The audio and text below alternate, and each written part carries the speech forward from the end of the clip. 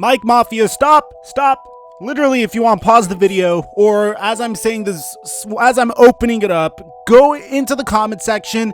All of my subscribers freaking know the answer to this, but just to validate me, just so you could show me how much your NBA knowledge is so vast, please tell me in the comment section, what is Steph Curry's injury? Please take 5 seconds and comment what Steph Curry's injury is. I know you guys are some brilliant NBA fans. You all know what injury he has. And if you don't, I'm going to give you 5 more seconds. 4, 3, 2, 1. Steph Curry has suffered a broken hand. And he broke his hand on October 30th. And they said that he was out for about 2 to 3 months. And here's the thing that's really, at first, we were all hypothesizing the same thing. And that was the fact that, okay, this might be a lost season for the Golden State Warriors. Steph Curry and D'Angelo Russell, they weren't that good with each other. So if this is the case, it's probably best that we potentially shut Steph Curry down for the remainder of the season. And I made a video about this. I made this crazy loony video about how the Golden State Warriors are probably going to tank this season, sit Steph Curry, sit Klay Thompson, maybe boost up the value of D'Angelo Russell because his usage is going to skyrocket as a result of 2 of the Golden State Warriors future Hall of Famers sitting down for the rest of the season. The Warriors were probably going to miss the playoffs, end up with a top 5 pick in the NBA draft James Wiseman, Anthony Edwards, LaMelo Ball, Cole Anthony, whoever the heck they want to draft. And then somehow they could probably end up with a nice, juicy, beautiful free agent and come back revitalized next year. And I'm going to leave a link to that video in the description down below, but if I don't, the video is called How the Golden State Warriors Are Fooling Us. Now, really quickly, guys, before we get to the meat of this video, because I am so freaking confused here today, guys. If you are new to my channel, you haven't subscribed yet, please take a moment to subscribe. If you watch my content on a consistent basis, I am by far the most consistent NBA news YouTuber out there, bringing you guys 1 to 2 videos a day. As soon as I hit 500,000 subscribers, or I hit 100,000 subscribers to turn on my notifications, I'll go full-time on YouTube. Now, in the event something happens to my channel, I had 6 videos recently copyright claimed. No copyright strikes, but we're just playing it on the safe side. If something happens to my channel, make sure you're followed on Instagram or Instagram TV. I'll upload my content there. I will always bring you guys NBA news, guys. My Instagram is @Theflightmike, which is the same as my Twitter, the same as my Facebook, and the same as my TikTok. I uploaded my first TikTok the other day. It's goofy as hell. If you're into that stuff, please drop me a follow there as well. Now, let's get on to this crazy Steph Curry update. Okay, he has officially broken his hand 3 months ago. They said he was going to be out 2 to 3 months, but the Warriors actually came out and said, hey, we could shut down Steph Curry for the rest of the season. And honestly, I thought that was a brilliant idea because we saw how Steph Curry and D'Angelo Russell played with each other in the beginning of the season. It didn't really yield such great results, and I think it's becoming more and more apparent that in order for Steph Curry to be Steph Curry, he needs Klay Thompson right on his side. Because don't get it twisted, I think Steph Curry is an incredible player, but if you're guarding 2 of the greatest shooters in NBA history, they're going to distract you from each other. And then if you have a versatile, I would say small forward, but Draymond Green technically plays the power forward, plays the small ball 4. He was a tweener coming out of the NBA draft, by the way, guys. The fact that he's on the Warriors and they found him this niche is remarkable, and we kind of see how badly all these players need each other. Like, without Steph Curry and Klay Thompson, Draymond Green has officially been neutralized.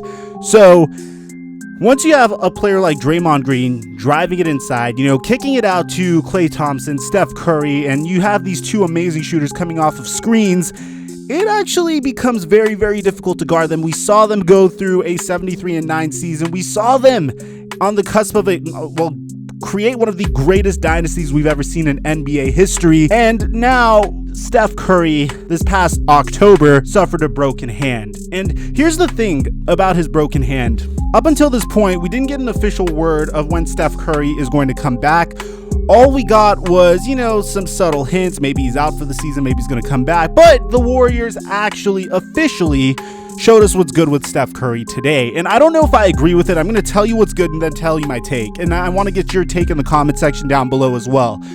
Some person released this video of Steph Curry hitting threes without a brace. He looks good. He actually looks amazing. He looks like the same Steph Curry that we all know and love or hate, just making it rain from three. And the thing about this is I was hoping they would shut him down. I really was, but the Warriors came out and said, hey, guess what, guys? Steph Curry is definitely going to play this season.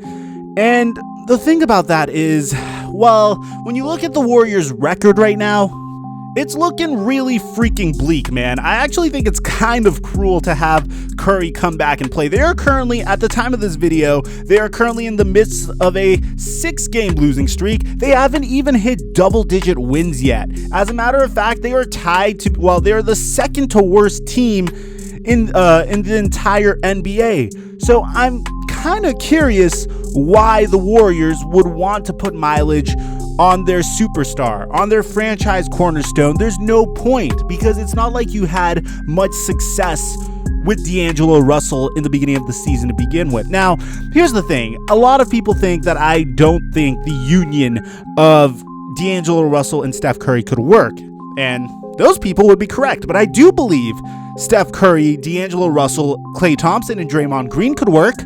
I do believe that the Warriors should at least give that trio, well, a quadret? I don't know how to say it. I think it's a triumvirate when you have four. I definitely know tri means three, but give those four an opportunity to play with one another. I do feel like there's a lot of potential there. Again, D'Angelo Russell's a great playmaker. As a matter of fact, he's had a great year. He's averaging the most points he's ever scored per game in his entire career. He gets better and better every single season. And not only is he a great scorer, he's an incredible playmaker. You put an incredible playmaker that can hit the three next to two of the greatest shooters in NBA history, and you may get a frustrated Draymond Green because he's going to get less touches, but I feel like this team could actually compete for a championship. There's a chance. Like, here, look, you need to understand that I have a lot of faith in the Golden State Warriors culture. So I believe whoever they bring in and give a chance to, there's a chance that they could be very successful. And if not, well, you have D'Angelo Russell on what, a 4-year contract, I believe? You might as well give it time and see how D'Angelo Russell, Steph Curry, Draymond Green, and Klay Thompson could play together. Now, I am not a fan of Steph Curry coming back and playing this season. I think I've said it like 3 times in this video, and just in case it's not clear, the reason why is I feel like there's such a unique opportunity here. If you get a high draft pick on a contending team, that's a player, like say in the top 3, what do they get paid? 6 to 8 million? You're paying him 6 to 8 million for the first 4 years of his career, dude. Imagine LaMelo Ball coming off the bench. Imagine James Wiseman anchoring the center position. Could you just think of the opportunity there? And even if they don't keep that player, James Wiseman or LaMelo Ball would be a fantastic trade chip if you're trying to acquire additional talent. You package that that top 5 pick, let's say D'Angelo Russell. Come on, bro, like, think about the opportunities. I don't know who's on the trade market right now, but I'm thinking more towards the off season. This season is definitely a season to punt on. I don't see the point in risking further injury to Steph Curry. You have to remember, Steph Curry's not in his late 20s anymore either. We're talking about a player that is currently 31 years old. He has, I don't know, maybe 3, 4 more good years in him. Now, of course, it could be longer. It's not like Steph Curry's game is based upon athleticism. But what I'm trying to say here is the Golden State Warriors shouldn't be reckless. There's no point in playing him. You might as well contend for those lottery balls. I guess maybe they just want a bigger sample size to see how D'Angelo Russell and Steph Curry play together. Maybe they want to just see if they could fit in together. Maybe get some feedback from Steph about D'Angelo. Or maybe they want to make a playoff push, because if they do make that playoff push, Klay Thompson would be able to join them for the playoffs, which, if you think about it, it'd be a little awkward if you think about it. Imagine just your first game back from injury, you're in the midst of a playoff series. I think that'd be a little bit too intense, but Let me know in the comments. I would like to get your opinions, man.